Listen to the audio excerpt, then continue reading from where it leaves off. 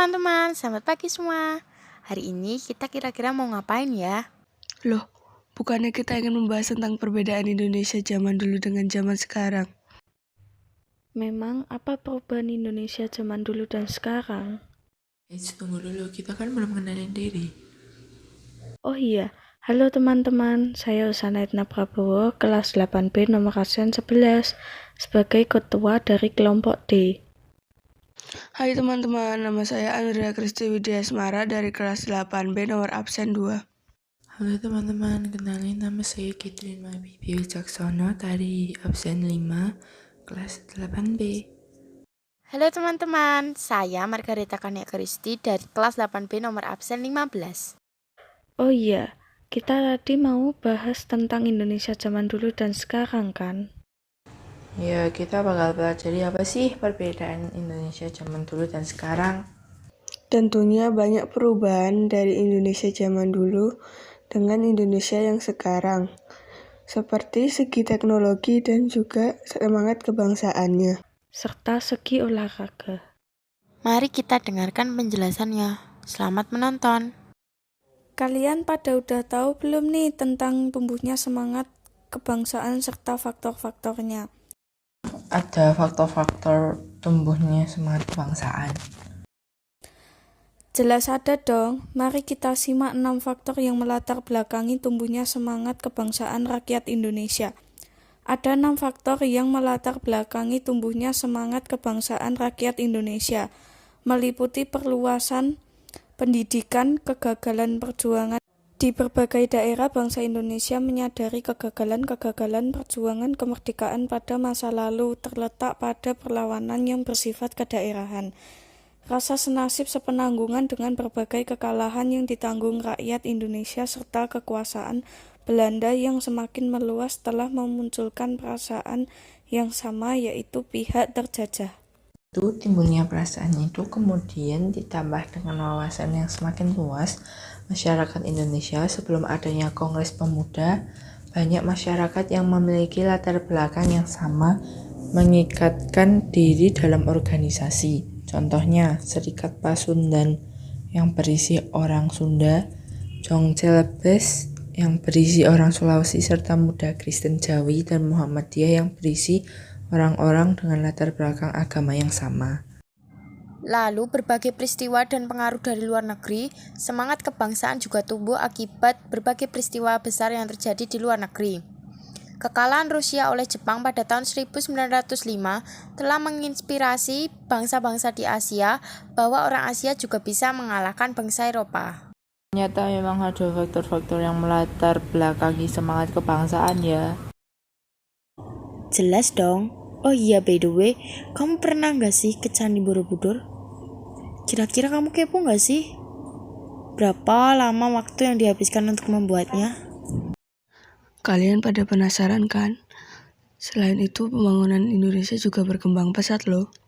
Pada udah tahu belum apa saja perkembangan di dunia teknologi di masa dulu dan sekarang? Wah, kira-kira ada yang tahu nggak nih? Berapa lama Candi Borobudur dibangun dan juga perkembangan teknologi apa saja yang terjadi? Aku tahu dong, jadi gini penjelasannya. Kita pakai contoh dari Candi Borobudur. Candi Borobudur dibuat oleh Raja Mataram pada saat pemerintahan Raja Samaratungga. Namun, candi baru selesai dibangun ketika Ratu Pramodawardhani, Putri Samaratungga bertahta. Dari kisah yang baru aku ceritain ini, diperkirakan Candi Borobudur dibangun selama 50 tahun. Nah, sedangkan Candi Borobudur itu setara dengan bangunan 10 lantai di zaman sekarang ini, yang setara dengan waktu pembangunan 1 tahun saja. Loh kok bisa? Ya bisalah, karena teknologi zaman sekarang lebih maju daripada teknologi zaman dulu. Jadi orang-orang zaman dulu membuat bangunan hanya dengan perkakas atau pesawat sederhana, contohnya palu, pengungkit, dan hanya memiliki kendaraan pedati yang menggunakan tenaga sapi dan kerbau. Sedangkan sekarang sudah ada bulldozer, kren, alat-alat canggih lainnya, jadi wajar saja bila Candi Borobudur memakan waktu 50 tahun. Wah, ternyata pembuatan Candi Borobudur lama banget ya. Maka dari itu, kita sebagai generasi muda harus bisa melestarikan peninggalan sejarah Candi Borobudur. Setelah membahas tentang Candi Borobudur, teman-teman masih ingat gak sama permainan zaman dulu? Kita bakal flashback nih pada zaman dulu. Permainan zaman dulu ada apa aja sih? Yang aku inget cuma dakon sama engklek. Tentunya permainan zaman dahulu, masa anak-anak di tahun 90-an sudah pasti kondisi masa itu dan masa sekarang sangat berbeda. Anak-anak di tahun 90-an masih suka bermain di lapangan dengan teman-teman mereka. Walaupun ada yang bermain game board kecil dan Nintendo atau Sega, itu pun khusus anak yang memiliki kemampuan ekonomi yang cukup dan jumlahnya masih sangat sedikit. Contohnya, ingat dengan permainan bongkar pasang atau paper doll, mainan yang berisi karakter lucu dan imut, terkadang yang sering muncul karakter kartun yang populer pada masa 90-an. Tahukah itu kartun apa? Tidak perlu Barbie yang mahal, bongkar pasang yang selembarnya cuma 100 perak sampai 250 perak ini, atau ada yang masih ingat nih sama permainan main lompat tali dari karet.